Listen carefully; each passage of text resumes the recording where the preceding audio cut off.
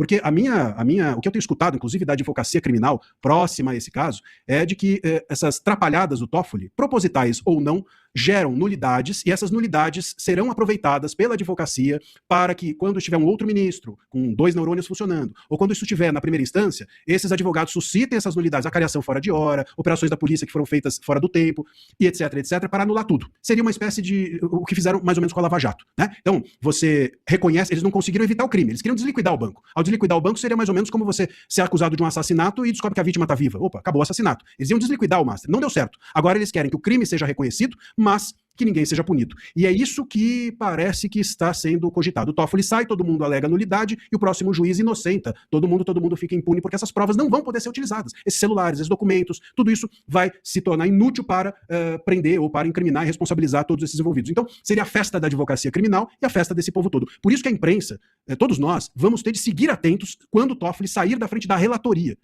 Atentos ao Toffoli e atentos ao caso. A gente está falando muito do que o Toffoli tem feito agora, mas não é nenhuma novidade o que ele tem feito de errado. Mesmo antes de ser ministro do Supremo Tribunal Federal, na minha coluna para a Gazeta eu falei sobre isso.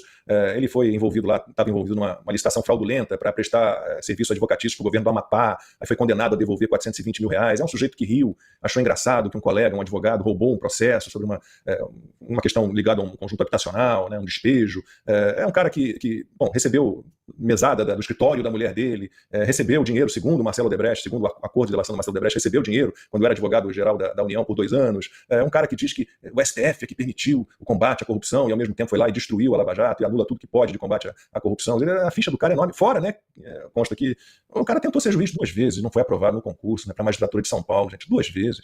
Aí vira... Trabalhava como advogado do Dirceu, né?